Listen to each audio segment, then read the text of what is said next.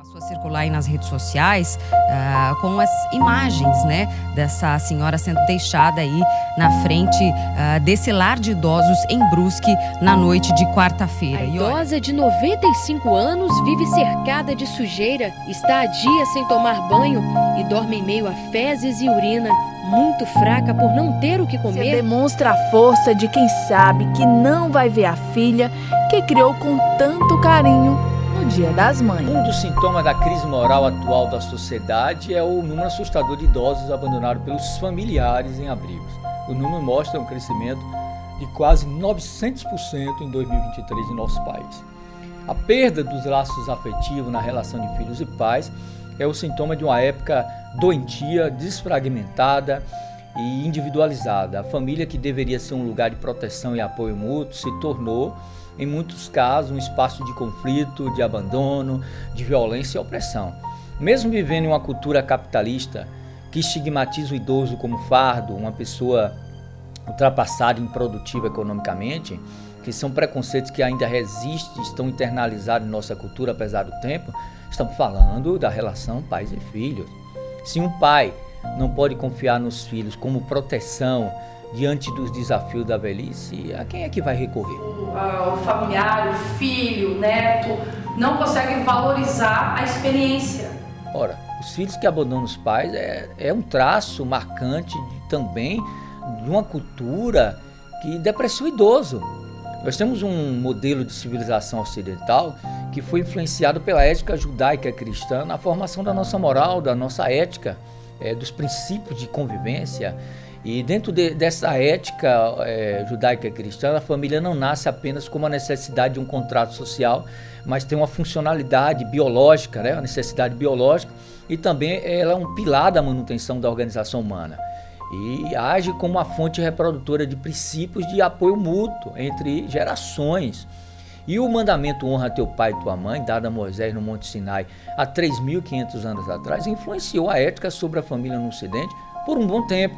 Porém, com as grandes transformações econômicas e sociais que aconteceram ao longo da história, que modificaram essas relações humanas, uma delas foi a ideia do ser humano como uma peça de uma engrenagem produtiva, que é a base do capitalismo.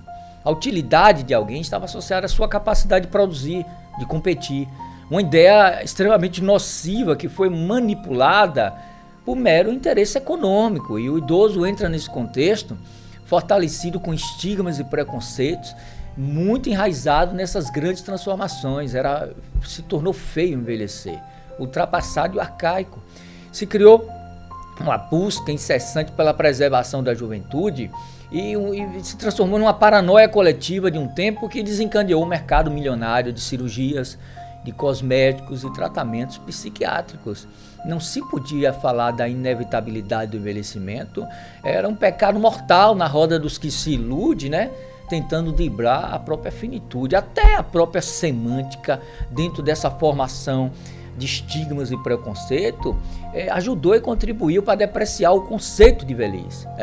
O velhice do vetulus, do latim, que quer dizer antigo, antiquado, ou gasto pelo uso, e tem outras definições, como uma pessoa caduca, uma pessoa que não tem capacidade intelectual para exercer alguma coisa, ou um indivíduo rabugento. Ora, agora, com o tempo, veio a terceira idade, que é sinônimo de uma nova etapa de vida, de um envelhecimento mais ativo, independente, que é uma expressão para atenuar toda essa internalização do preconceito existente na palavra velho. Até recentemente o Conselho Nacional de Trânsito mudou o desenho de uma placa indicativa de um estacionamento exclusivo para idosos, que tinha a imagem, de uma pessoa encurvada com a bengala na mão para uma pessoa ereta e sem bengala. E ao lado tinha um título 60 a mais. Isso foi recente. Ora, a expectativa de vida de um brasileiro nascido em 1960 era de apenas 48 anos. Somente em 2010 alcançamos a média de 74 anos. Ou seja, um bom tempo no Brasil a expectativa de vida era de 48 anos. Não se vivia muito para ficar encurvado e com a bengala na mão. Esse estereótipo foi uma construção cultural de uma sociedade capitalista que, lamentavelmente, infelizmente, desprezava essa fase da vida que era marcada por muita rejeição. Eu vou dar um exemplo aqui da cultura oriental. Veja o caso da China, o Japão, a Coreia, países que têm uma tradição histórica de valorizar a velhice como sinônimo de sabedoria. Existe uma cultura oriental de cuidar, de reverenciar os idosos. É uma educação milenar que tem uma tradição marcada por dignidade e respeito.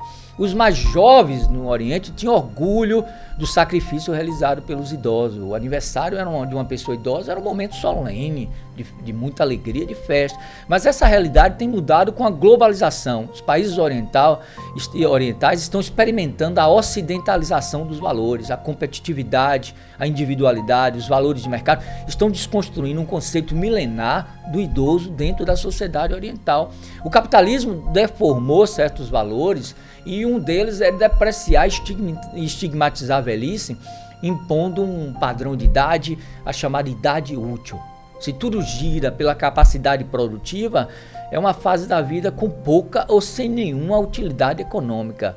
Só que existe hoje em curso uma revolução demográfica no mundo e no Brasil do envelhecimento da população. Uma mudança nunca vista na história humana. Os avanços na saúde e nas condições de vida impõem um novo conceito de relações sociais sobre longevidade. Em 2025, o Brasil será o 6º país com mais idosos no mundo. Em 2050, 1/3 da população terá acima de 60 anos. E no mundo serão mais de 2 bilhões de idosos. Mesmo com avanços aqui no país, no Estatuto do Idoso, mais participação do terceiro setor em ações de proteção e apoio ao idoso, o etarismo ainda é muito forte e presente nas relações sociais e econômicas. Agora chegou o momento de romper com essas ideias e práticas depreciativas e preconceituosas em relação aos idosos. É uma mudança paradigmática, com a força e revisão imposta ao longo dos anos sobre a velhice. E essa mudança ela abarca desde o serviço de saúde até a prática religiosa. É uma construção de uma nova velhice de viver mais tempo, viver bem, com autonomia, independência. Então é hora de rever conceitos como aposentadoria com tanto tempo pela frente de vida.